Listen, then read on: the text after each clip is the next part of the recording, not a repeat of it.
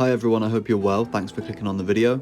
This is my review of episode 8 of The Last of Us. It's going to be a two-parter, right? Because firstly, I feel like it's only right that we review this as the quality of television that it is, which it is certainly 10 out of 10, right?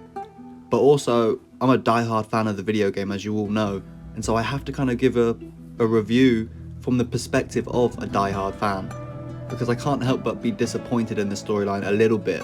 So let's begin with some positivity, right? Because there was a lot I enjoyed about the show. I'm so glad they gave us all of that extra insight regarding David and his cult, you know what I mean? All of that religious backstory was super interesting, and it made it somewhat more believable as to why these people follow David to begin with, right? Because him by himself as a character, he's not a strong guy. He's not a necessarily born leader, I would argue, but yet he's gathered this following of people that have all put their lives in his hand, right? And I think that this whole religious story arc kind of makes sense of that, and I enjoyed that a lot. I actually see online that a lot of people didn't enjoy that, and I was really surprised because I thought it was very in line with David's character, and it just made a lot of sense to me. I enjoyed it. They introduced a whole new layer of David's character to us in the show, right, that we didn't get in the game, which is he let us know that he used to be a teacher, right? And he also later in the episode says how he's always dealt with dealing with a violent heart, and that's just such a creepy and monstrous thought, really. Like the idea that this guy used to be around children and he's always had to deal with and struggle with this violent heart. You know, you can only imagine the kind of thoughts and demons he was fighting during that time of his life, right? Pre-apocalypse. I also liked how they humanized James's character, right? Troy Baker, who of course played Joel in the video game. You know, the idea of that he was kind of struggling with following these orders and that he's losing faith. They're all struggling, they're starving. That was something, of course, we didn't get in the game either. And it, again, added to the characters a lot and the story arc as a whole.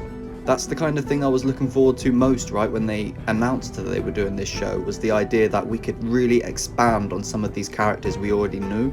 And I'm glad that they decided to do it with James. I wish they did it more, right? I'm so disappointed now more than ever with the Kathleen episodes, because I feel like it's really taken away from this storyline in particular, right? I feel like if any episodes should have been carried over, you know, 2, right? Like if we could have had more content. This is the storyline that we'd have liked, right? Like, did we really need an hour and a half of Kathleen? I don't think we did, whereas this felt rushed because of that. And this is a story arc that I felt like really could have been fleshed out, right? More so than they did. They had every opportunity, but because we're nearing the end of the season now, you know, it just felt rushed, this whole episode. And I'm saying that from the perspective of a diehard fan of the game, right? Like, this story arc in particular from The Last of Us is like perhaps the most intriguing of the bunch, and to feel as though it's being rushed is so frustrating, right? Because like I said earlier, this was our opportunity to expand on the story we already loved, and it just feels like a wasted opportunity, honestly. You know, I think a good example of that would be the whole Joel being on death's door and then miraculously killing like half of David's men, right?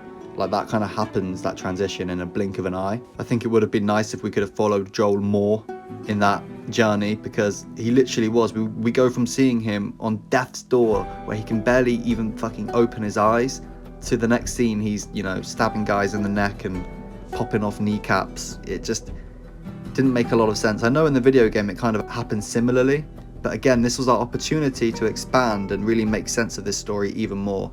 So again, like I said, that's an example of how they just continue to disappoint in that sense. Again though, I have to reiterate, because it really sounds like I'm shitting on this show, this was an amazing episode. Perhaps one of my favorites of the season. I just wish there was more of it, right? Like this scene right here is a perfect example of how they smashed it, right? This scene hits even harder than it did in the video game, and there was an opportunity to have that effect with this whole story arc, right? If they'd have, you know, taken their time with the storytelling and been more delicate with the pace of the show as a whole, really. For now though guys, that brings us to the end of the video. If you enjoyed, please leave a like and subscribe to my channel for more Last of Us content. If you have any thoughts and opinions on the episode, please leave a comment down below as well, and I'd love to get back to you when I have the time.